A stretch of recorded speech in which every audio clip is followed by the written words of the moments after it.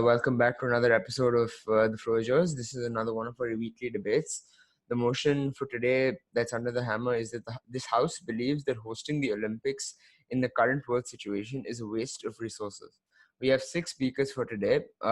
They've all attended a debate before. From the proposition, it's Maya Ford, Akash Kaur, and Harsh Kumar Agarwal. And we have in the opposition Ayon Basu, Prakhar Drolia, and Orithro Kaur. So from the first speaker of the proposition, of course, it will be Maya. All the speakers are going to get one question at the end of each of their speeches, and we'll have 3 minutes to make their case on the motion, on this motion. So that in mind, Maya, are you with us? Yes. Excellent. So Maya, like the rest, you'll have, as I mentioned, 3 minutes to make your case. The floor is yours. Thank you. 6,024 people from coronavirus last Friday. Thousands of families destroyed just like that. And we're even considering engaging in something as disgustingly trivial as the Olympics. The Olympics cost tens of billions of dollars. Tokyo is set to host for 2020, bearing this economic burden on Japan. Japan, a country which has just suffered a second wave of infection with hundreds of new cases every day. The Olympics is supposed to make up for its vast costs in tourism, which will be greatly dampened by the current pandemic, taking away much of the value this event is meant to hold. To spend billions on something which will boost your economy through tourism, which will show to crowds something awe-striking, is one thing. To spend billions on sports which will not significantly help your economy, which will, for the most part, be passively viewed through TV screens, is another.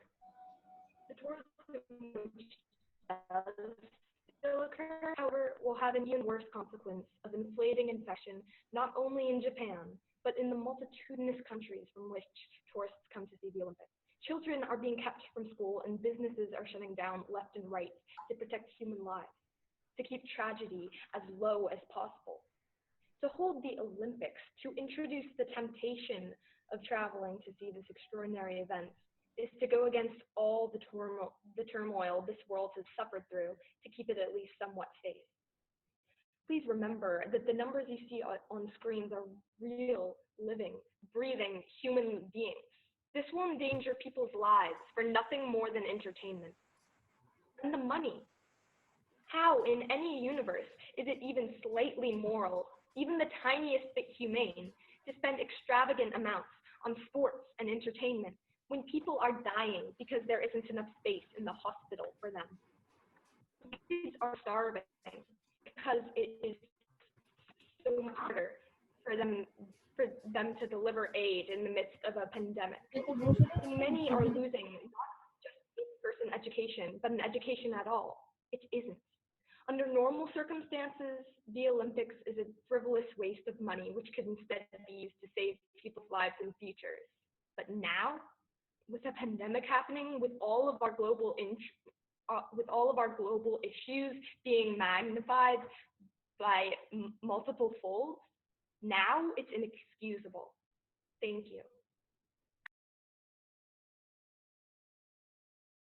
Right. So with the pinpoint ending to your speech, thank you, Maya. That in mind, we will now be taking a question upon Maya's speech. This gives you a chance to question her. So if there's anyone who would like to ask a question, do raise your hand. Right, Prakhar Drolia. I think Prakhar has a question, so we'll go over to Prakhar. I think I saw Orithro's hand as well. Sorry to interrupt, but Orithro, you can address your question as a rhetoric in your speech, if that's okay. All right. So Prakhar, go ahead. Yeah, so the speaker talked about how the Japan will have to pour in a lot of money into hosting the Olympics and everything. But considering that before the Olympics got postponed just 2 months before it was scheduled to be, just 2 3 months before it was scheduled to be held, most of the money, 70% of the money that was required to be poured into host the Olympics was already put in the billions of dollars in infrastructure, and allocating the resources was already done. So don't you think if we do not host the Olympics now, it will be a waste of those resources and all of that money that has already been poured in the billions of dollars? A lot of the money which will have been spent has been spent already. that's true. However, I would argue that the money which is spent on infrastructure versus spent on actual things for the events is a lot more beneficial to the country than Olympics specific spending. And to build upon infrastructure is always a decent thing to do, whereas the additional spending that would come with the Olympics would not actually have any benefit for the country or anyone. Right, noted. Thank you, Maya. Prakhar, we will not be taking follow-ups if you have one, but you can address it in your speech. That in mind, we will now move on to the next speaker of today's debate, which is the first speaker of the opposition, which is Ayon Basu. Ayon, are you with us? Hi, am I audible? Yes, Ayon, can we see, could you please? I think Oritra was supposed to be the first speaker from the opposition. Right. So that's the case. Orithro, can we have your camera on for you to deliver your speech? Yeah, I'm audible. Yes, you are audible and visible. So Orithro, you have 3 minutes on the clock. The floor is yours. Now, the motion for today reads that this House believes that hosting the Olympics with the given current world situation is a waste of resources. Now, for this very motion, as the first speaker of the opposition, I would like to set the basis of the arguments, and it is the very fact that we are here to debate whether the Olympics will not be a waste of resources and not whether they should be held or not. I would like this to be made very clear. And before I move further into the points I shall be making, let me clear a few definitions in the motion first. Now, let us look at the definition of resources. Resources are the total means available for the economic and political development, such as mineral wealth, labor force, and environment. Now, taking this definition into consideration over the course of this debate, I would like the House to keep this in mind very well. And now, since the motion does not specify whose resources we should be actually taking into consideration, let us take into consideration the host country's resources first. Now, presenting my first constructive, I would like the House to take a look at the monetary aspect of the resource. Now, Japan had originally bid for the Tokyo Olympics with estimates of $12.6 billion. And later it was calculated that the preparation for the Olympic cost $28 billion, out of which only $5 were sponsorships and rest were taxpayers' money. So how can the proposition come up to us and tell us that canceling or rather postponing these Olympics even further will be a waste of resources, while $23 billion of taxpayer money from Japan will essentially be wasted? $23 billion, ladies and gentlemen, not more, not less. Now, due to this postponement and due to speculated cancellation, Japan's GDP has already reduced by 1.4% and is speculated to reduce by enormous amounts, and it could reach its all-time low just because of the investment already made by Japan into these Olympics. Now, what do we see here? Here we see that postponing caused these irreplaceable damages, wasting Japan's wealth, which is the first aspect of the definition of resources. By having held them, Japan would have been able to save itself from this very deficit. And now it would have saved the International Olympic Committee hundreds of dollars, $800 million to be specific. And the estimated reports say that even with the current situations, the countries will turn over profits at least. And all of that would at least be better than Japan losing 1.4% of its GDP. Now, the first speaker of the opposition came up and argued that it would be immoral to host the Olympics with people dying without enough resources to cure them. But having hosted these resources, Japan would have made enormous amounts of profits just with tourism and with the money coming in from all sorts of... wrap up. Now, this would have been a great benefit for Japan itself. And now, having taken into consideration this aspect of this definition, as a member of the opposition, I can carefully argue that under no circumstances conducting the Olympics with the current global situation proved to be a loss, rather a waste of resources. Right, fair enough. Thank you for your speech, Orithro. That in mind, is there anyone with a question upon Orithro's speech? Right. Maya just spoke. So is there, if there's anyone else with a question? Right. Akash, do you have a question? Yeah, but sir, how do you, sir, with regards to your speech, how do you think that continuing or rather not postponing this would increase the number of cases, which would again be a hit to the economy? Sir, we are seeing currently football matches take place. We are seeing cricket matches take place. We're seeing all sorts of sports in the world take place. While Olympics are usually non-contact games, while most contact games are taking place. So if these non-contact games can, if these contact games can take place, why can't we see non-contact games take place? While this revenue generated by these Olympics will be much, much greater than the revenue which will be generated under the other circumstances. Right, fair enough. Points noted. Thank you, Orito, for the response. I hope that answers your question, Akash. That in mind, that in mind, we shall now move on to the next speaker of the proposition, which is which is the second speaker for the proposition, which is Akash Kaur. Akash, are you with us? Right. Yeah. So Akash, will I start? yeah, you have 3 minutes on the clock. The floor is yours. Hi, I'm Akash Kaur and I'll be proposing for the motion at hand. Now, first, let us understand the current world economic condition, which will devastate on the coming as time passes. Now, according to UNDES, that is UN Department of Economic and Social Affairs, predicts that at the end of 2020, global economy could shrink by almost 1% against the increment rate as previously proposed by it of 2.5% pre-COVID-19. Also, according to an ILO report, post-COVID-19, almost 1.6 billion workers in the informal economy will be affected and will lose their livelihood. Now, this will and now the aftermath of this event will only worsen the current situation we are in.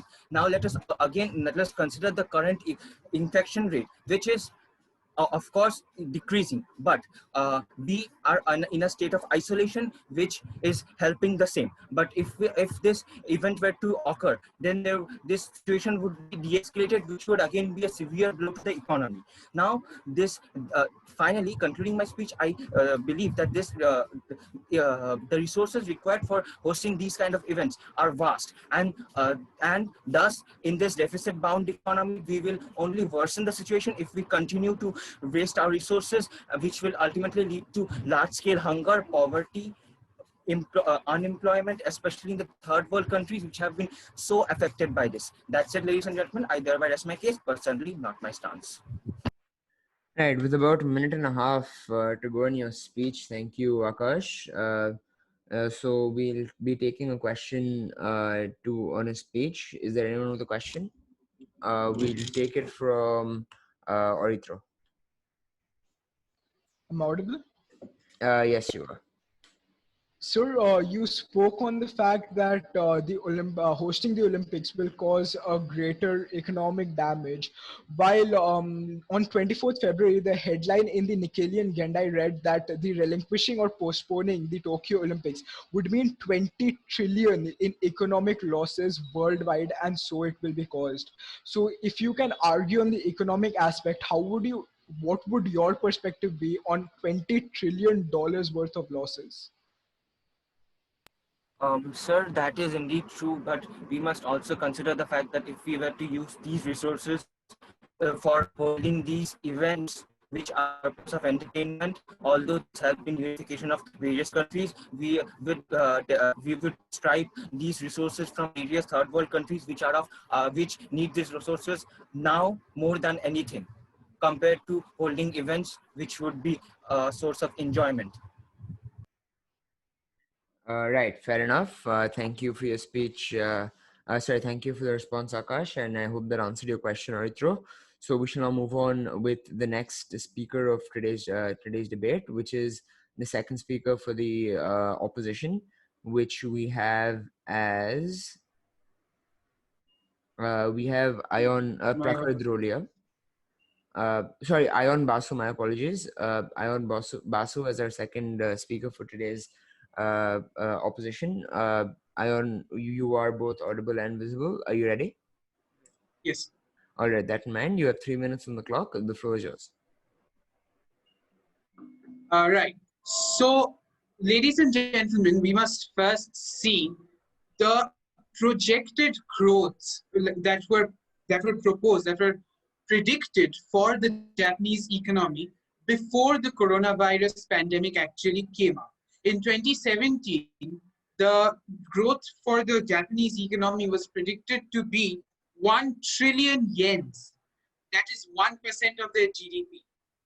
Now, the, the coronavirus pandemic has indeed altered all the entire world's economy as we know it. But even there, we must observe that these funds, people like watching sports. People love watching sports. That's why even in today's world, even in today's condition, broadcasting other sports, as my previous speaker pointed out, broadcasting other sports events like the UEFA Champions League or the IPL, which is about to come in a few months in our country, is generating huge amounts of revenue. Television broadcasting for the London Olympics of 2012 had generated revenues nearing the mark of $3 billion. Therefore, if Japan does not have as much of an infection rate, firstly, as countries like, say, the United States of America or even India in that case. But if they get this revenue where already they have invested several millions and billions of dollars in this project, and they already have their stadiums prepared, they already have their residential complexes prepared, in such a scenario, this broadcasting revenue would certainly even help their recovery efforts from the coronavirus pandemic itself, because this revenue would not be pumped anywhere other than recovery efforts, because that is as everyone clearly knows, that is the key issue the world is facing right now. Therefore, the more money the government can have, the better it is in favor of the recovery efforts. Secondly, we must also see that this event, although it may not generate as much tourism revenue, this event has already had in the development of its infrastructure several environmental impacts. Now, if we don't have this event now, if we cancel it or even postpone it further, these setbacks shall not be satisfied financially. Right, concluding statements, please. These setbacks shall not be recompensated for financially, and therefore the country will be in a worse place than it began. Thank you. Right. Thank you for your speech, Ion. That in mind, we shall take a question upon his speech. Is there anyone with a question? Right, Harsh, go ahead. So thank you for your speech. I totally agree with you on the fact that you said that however much revenue is generated in these times, governments would be aided and helped in several ways. But sir, do you realize that Olympics is something that needs a prior investment before generating revenue? In fact, not just the Olympics, everything requires a prior investment before getting any sort of revenue from it.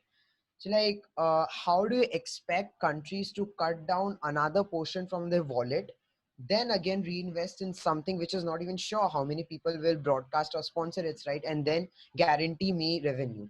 Thank you for like first answer. Yeah.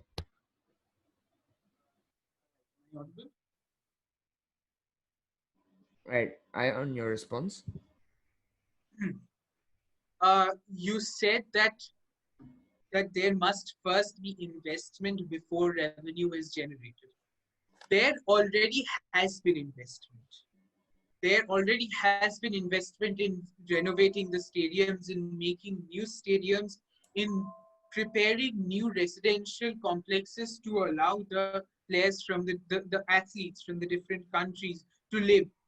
Therefore, now if we cancel this, the revenue that was almost sure to come, and secondly, the broadcasting rights thing, the Olympics is a huge event.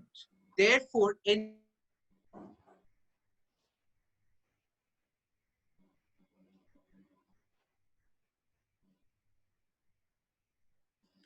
Right. I think Ion is having some internet issues. As unfortunate as that is, we'll have to have him answer this question maybe a little later on. So, Harsh, don't worry, we'll get an answer to your question as soon as Ion is able to return, maybe later into the debate. So, so for now, we shall move on to the next speaker, which in fact is you, Harsh, for the proposition, wrapping up the case for the same. So Harsh, if you're ready, you have 3 minutes on the clock, and the floor will be yours. Yeah. Before actually analyzing the motion which is at hand, I'd like to present a quote by the French president Emmanuel Macron, who clearly stated, and I quote, "In a fractured world where tensions are resurgent and we need resources, we need also the values of we also need the values of tolerance and peace, which the Olympics illustrate and put forward as a whole." Before the opposition actually calls me a hypocrite and tells that this quote was actually supposed to be in their favor, I like you to study this quote at glance. Olympics do promote peace, tolerance, and international security benefits. But do you understand that the French president also mentioned that there are tensions and there are issues that are plaguing the world at large right now? We all need to finish up our course at home or at any place. We first need to finish up our course, our predetermined work, and then we can move to another form of entertainment. Today, this house wishes to wishes to support this and put the fact that entertainment should not be put forward before millions of people dying. I would not take an example of Yemen. I would not take an example of Syria.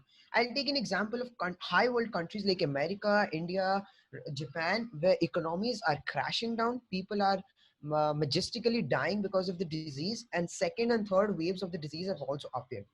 The Olympics is an event. I totally agree with what Ion said, but the gap between the revenue and the investment is surely getting greater day by day as the Olympics have started. Pierre de Coubertin, the person who pioneered the modern Olympics Games, wished to seek the benefit of the physical education, mind you, physical education of the players when he started the modern Olympics game. Right now, the Olympics has become more of a show off because in 2024, the 2024 Olympics game, only two countries have put their bid, and the Olympics, in lieu of the fact that there were no more bidders, it had to present the hosting rights to these two countries itself. I'm talking about Paris and Los Angeles. I'm sorry, they were cities. Olympics are a financial crisis on the host cities. They force the people who put in part of the stadiums and the airports to live in drastic conditions with minimal compensation. The Olympics force the cities to create expensive infrastructure and high-end buildings, which all disarray and decay as soon as the games are over. For example, Athens 2004, it was all about lights, but it gradually faded away. Rio de Janeiro, Maracana Stadium, all are good examples. Boston, in fact, when the city was actually wishing to go forward for the hosting rights, it had faced multiple riots from the city where it clearly stated that they wanted better housing, better infrastructure, better schools before seeing as something as entertainment. Now, Let's wrap up. yeah, concluding remarks. Yeah. Today's, I'd like to present an extremely fresh instance of how still discrimination happens before any of my opposition members say.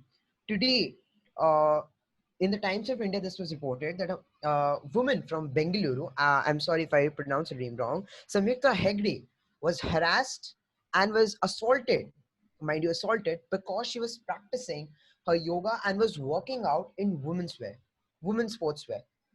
If we cannot fix up plaguing issues such as discrimination and bias, how can we even think to host Olympics in such a big situation such as the global coronavirus pandemic? Thank you. Right, fair enough. Thank you for your speech, Akash. Thank you for your speech, Harsh. My apologies. That in mind, it seems that we have a very strong reaction coming out of Prakhar. But Prakhar, don't worry, we will have your speech up next, so you can hold on for about a minute or two longer. So we shall take Orithro's question. Orithro, are you with us? Audible? Yes, you are. Orithro, go ahead. Now, sir, you spoke on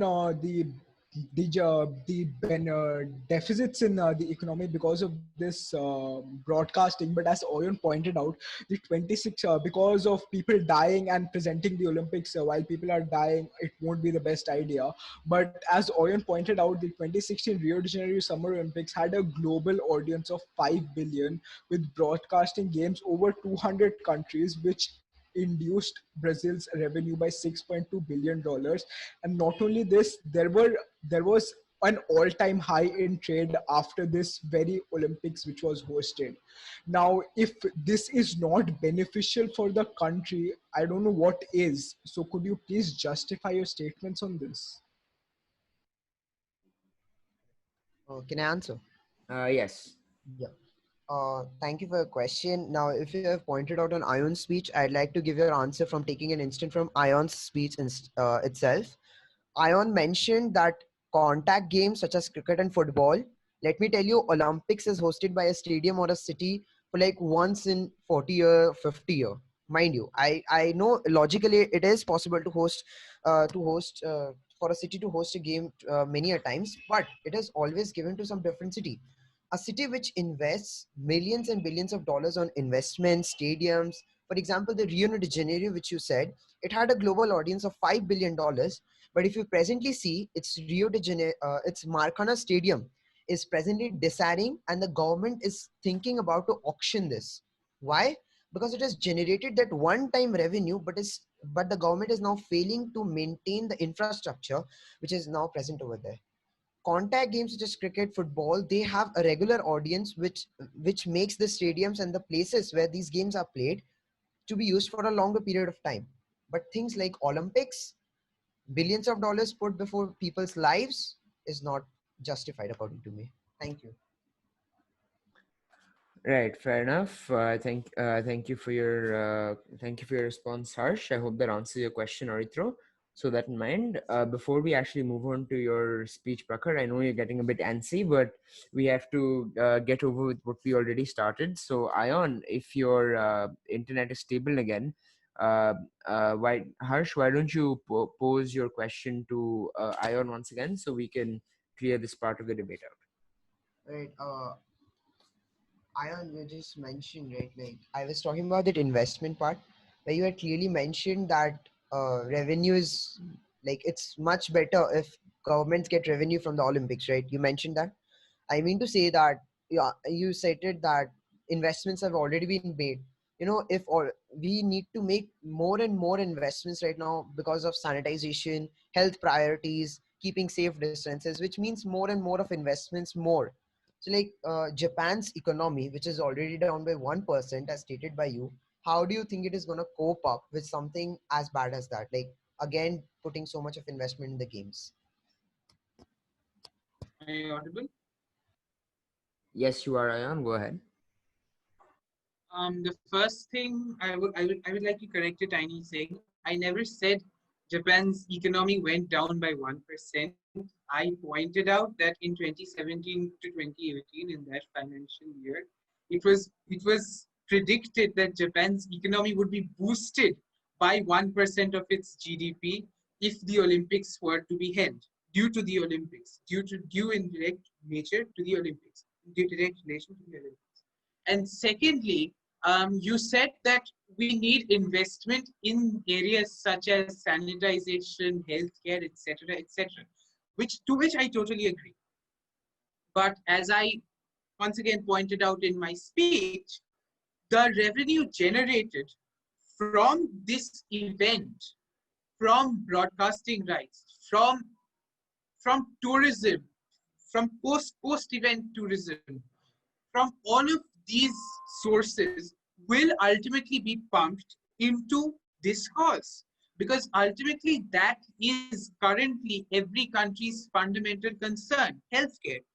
Therefore, the moment we get a country gets any revenue, it's Wrap it up, logical Ion. A that response, not a right. speech.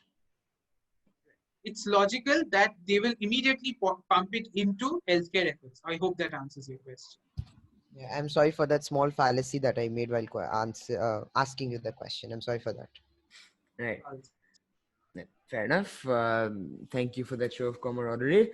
Thank you, Harsh. I hope that answered your question, and thank you for the clarification, Ayon. I did not note that before you mentioned it, so thank you for helping me out there.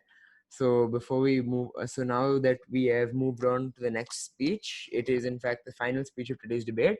We have Prakhar Drolia, the final speaker of the opposition. So Prakhar, without further ado, you have 3 minutes on the clock. The floor is yours. Thank you. So, the Olympics, a short but powerful phrase which brings hundreds of millions of people, sports enthusiasts, sportsmen and women, employers, employees, and souls together, is the exact event we need at this moment. I, Prakhar, really oppose the motion and say that it is actually the proper utilization of resources. And I will also request the proposition speakers to teach me that how to do such illogical thoughts and mislead people into such illogical thinking as well. Now, the economies of the countries around the world are facing recessions. The aviation industry has been hit so bad that it is expected it will take 2 years for it to recover. But let us come to the facts. If the Tokyo Olympics are held, not only will it provide money to Japanese government in terms of tourism resources, but it will also boost the aviation industry a lot. It will bring in money to the aviation industry, because last I checked, no one's going to swim from England to Japan to go and see the Olympic Games. Now, it is as per statistics in the 2016 Rio Olympics, tourism was boosted to a record high in Brazil. And this is to be noted by all the speakers. Tourism was boosted to a record high, and this is what is expected in the Tokyo Olympics, as people are still willing to go and watch games live. All sports who have brought out ticket sales online are getting sold out as soon as the tickets are being put up on the website. The economies of the countries around the world are also facing one issue, that is high unemployment. If the Olympic Games are hosted, what we'll get is a lot of employment in the games because Japan will need people from all around the world to come and contribute to the Olympic Games in order for them to properly carry out all processes. This will boost employment and hence world economies. Now, let me come to the next point. People were talking about investments. Japan has already invested billions of dollars in this and now is waiting for the returns. People talk about that it is not the proper utilization of resources. I've already mentioned many, but I would still ask, how is it not? I have mentioned people will get employment, human resources. There will even be use of those infrastructure that has already been built, because that infrastructure cannot be used for anything else to its full capacity. Only the Olympics Games can give it the desired fulfillment of the resources that have been built. Now let us come to the part of advertisements and sponsorship. There will be team sponsorship. There will be advertisements in the apartments that have been built. There will be advertisements all around the stadium. People will be buying souvenirs. People will be buying new clothes. People will be buying more goods from companies that will in turn boost company sales and in turn bring more money into the economy, in turn give the enterprises more chances to boost themselves. And last but not the least, I was very offended when people said this. Olympics are not only a source of entertainment, but also hopes for millions of athletes who will go and participate in the Olympics representing their countries. Olympics decides the future of many athletes. And when we come to talking about health and safety, well, to them I say, Formula One, a very big event with thousands of people, is being held for more than 2 months now with only one isolated case till date. IPL is coming up. We are having football season in Europe. If everything is happening, why be hypocrites and stop the Olympics only? And tourism will get boosted because tourists are willing to go. So I would like to end my speech by just quoting from the official IOC statement. The Olympic flame could become the light at the end of the tunnel. Fair enough. With that strong statement to end this speech, thank you, Prakhar. We have now come to the end of today's debate. Oh, my sincerest apologies. We have not come to the end. We still have a question to Prakhar. My apologies. We'll take the question from Maya. Maya, go ahead. Your argument is basically that the boosting economic revenue is more important than suppressing the virus. That's practically the same argument that the USA, and you did, wait, okay, just debate me in your answer. Because I'm saying this because you keep talking about how tourism will be boosted so much and it'll bring lots of money to the economy, which obviously tourism will also bring a lot of people into the same space together. This argument is the same argument the USA and Brazil have been making for the entirety of this virus, and they're the world leaders in coronavirus. They're the reasons thousands upon thousands of people are dying. So do you really think that prioritizing the economy above the virus suppression is a smart move? Because it's proven to not have been. Okay, so now I had mentioned in my speech towards the end. So this I'll have to answer this in two parts because there are two parts to this question. First of all, when we talk about the virus spreading, I gave you for the in-house resources, that is the players and everyone, Formula One, which is around almost as big as the Olympics would be at a time, is being held with only one isolated case. Second, when we come to tourism, there haven't been any cases reported as of yet that due to tourists flying around uh, uh, uh, after the bans on flights were lifted, there haven't been any such big reported outbreaks. Second of all, now no country, even Japan, would not be getting in like billions of people without taking precautionary measures. I understand that the Japanese government has enough sense to properly organize these processes and to properly have people stay. The hotels everywhere around the world, the hotels have a SOP which needs to be followed. It is pretty easy to prevent the coronavirus pandemic if people follow the standard operating procedures, and that is what is being put in place with by consultation with the WHO and all other leading organizations. Right. Fair enough. That in mind, thank you, Prakhar. With that, we have come to the end of today's debate. We have just a few. We will take a quick break for about a few seconds just for me to tabulate my results, and then we will have all of them released. So we'll be right back. All right, guys, we have the results declared. So we have the results ready. So before I actually give it out, I'd just like to say like one or two things about what transpired in today's debate. So I found that a lot of you made some very good points. You had a lot of constructives to make, different from one another. However, I felt that there was one issue that was recurring in most of you, which was the balance between the actual statistics and evidence to base your points on, and the amount of points that you have. So you can't really rest your case on the basis of just statistics, right? Like one or two speakers, like let's say for example Orithro, right? Orithro, you brought up a lot of statistics to like and make your analogies a bit more like well made, right? However, in doing that, you got so mixed up in your facts that like your logic had a few holes to it. Once you go over the recording of the speech, you'll understand what I'm saying. So I think the point I'm trying to make here is that try to find that correct balance between what is the number of constructives you want to make and how much you want to back them by. See, making good points is good, but making one good point as opposed to making three good points, it's a bit different. Like for some people, some of you didn't entirely utilize the 3 minutes that you had. Now, while that is a pretty dominant thing to do, if you don't speak with that dominant tone and if you don't like apply it to that level, you won't really make that same impact, right? You can't like something even I said in the previous debate. You guys you guys stop speaking at a point wherein like, okay, fine, you've started by saying that okay, let's have an understanding about what the motion is. As soon as you've made that explanation, I rest my case, but not my stance. While that is ending a bit early is perfectly normal, as I just said. You can't say that you're going to tell someone something and not do it and end your speech. You haven't made your constructives and you're already ending your speech. That is, forgive my language, but the stupidest thing you can do in a debate, right?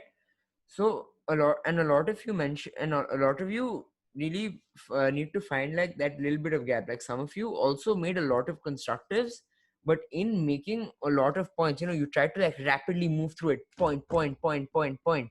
You forgot to back it up. Like the reason you guys were asked so many questions, and like to bring up an example, the reason my Prakhar kept turning on his camera and like making weird reactions at it is because there was so many different points you tried to make, and when you were drilled on one of them, you were complicating between so many different things, your logic got absolutely shattered, right, on that. And when that shatters, like me as a judge, I will instantly start doubting the other constructives you made, and having to rethink. So you've already set so you have to set a very structured impression on me as a judge. So once you've made a bit of made a bit like so once so I'll simplify it for you, right? I'll give you like a very small brief way on how you should ideally structure your speeches, right? Some of you are very good with your format and like structuring your points. However, this is how you would ideally do it. You'd first like start in whatever flowery manner you want to, right? Catch the attention of the viewer, okay? And once you've caught the attention of the viewer, then you start with your constructives. So like, for example, what I've usually seen people do is that they start with a quote, or they start by like quoting a speaker from here, start with a refutation. If you're not the first speaker, just bang in with refutation instantly. Try speaking with impact. You guys know your content. No one was referring to something in today's debate, as I saw while I was looking at you guys. So what, just try adding more emotion to it. Add more like try to put your points out better. So on one end, it's not about what you say, it's about how you say it too. So while you could be making perfectly good points, think of the Indian Parliament, for instance. There's people making these very good examples, but they can barely speak English, and they try to make those points in English. But then again, you have people like Shashi Tharoor, who on occasion do not have many like logical things to say. But on another end, he speaks so well that everyone gets convinced and rallies around behind him. So keeping that example in mind, I want you all to think over that, go over the speeches and the recordings you saw today, and then see where you fell on the basis of the illogical side and the Shashi Tharoor side.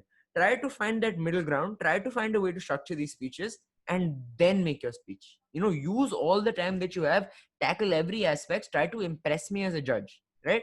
You don't want to, don't speak in a very casual way as if I'm just talking to you as a friend and whatnot. Maybe afterwards, yeah, fine, when we're talking like this, it's perfectly all right. But in a debate, right, there's a bit more structured way of trying to go about it.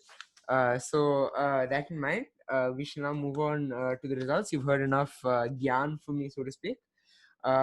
We shall now so in third position we had Ayon Basu. Ayon, you fell like as I saw in the comment section, the way to gauge the new spectrum to gauge speeches on. I'd give you maybe like, if I were to say that the left side was Shashi Tharoor, I'd say you're center left, right? That draw how you did on the basis of that, right? In second position we had Harsh Agarwal. You were also on a very you did also really well. So you were through your speeches and the questions, you were wavering between each side of the spectrum. Like your speech fell in the center, right? You had a very good speech. You structured it really well. But when it came to the question answer, when that little bit of fallacy came around with your little point, and how you mixed up a bit and fumbled, that's where your points took a turn for the worse, wherein you weren't able to say what you wanted to say really well because you were confused. And that vibe, that the vibe that you gave me as a good speaker was also going away, because you're like, oh no, you were getting really fumbled up with your words. And in first position, I won't say it's a perfect center, but it's very close to it. It was Prakhar Drolia. You made a lot of refutations on the basis of other people's speeches. You added your own statistics to base what you said, and shut down what the others said. Added your own constructives to it. And being the last speaker of a debate, the role that you had to is, wrap up what everyone had to say, add your own points to it, bring in what the people on your side wanted to say, and ended it. And another thing and now that we've come to the end of it, congrats to all of you, is that another thing you could have actually brought up is that these athletes, right? These athletes, why are they coming? They want the fame, right? They want, and this is the livelihood of these people taking part in events like the Olympics, right? The Olympics is as high as it gets on the athletic level, right? If you take part in the Olympics, you are one of the top athletes in the world. You take part in nationals, you take part in state levels. The Olympics is at the top of it, right? So think of gauging all of that. Yes, it's good for the people. The people want to see it. People will feel better after watching something like this amidst such a huge crisis. Imagine the situation of the actual athletes, right? These are the jobs. They are getting paid by the state, and if the state can't send them, what will the state pay them? They can't just pay them out of the blue. Hi, I'm sorry you couldn't take part. Here, take some money though. That's not how it works. So argue it from that basis, right? That in mind, that's enough from my side. Of course, we'll be having more such debates and multiple other motions. So if you guys continuously practice, and in order to find your way to the center of the spectrum, you guys can you guys can keep coming on. These will be taking place every week, and I look forward to seeing some familiar faces. So if you didn't win, don't feel down. There's always a next time, and in this case, there actually is. For those of you who won, do take part. Don't get way too self-confident, because there's much more. There's always going to be, you're always going to be second in my eyes, because there's always going to be one person who's ahead of you. Philosophy aside, that's all we have for today. Thank you. Take care, and that's what that was.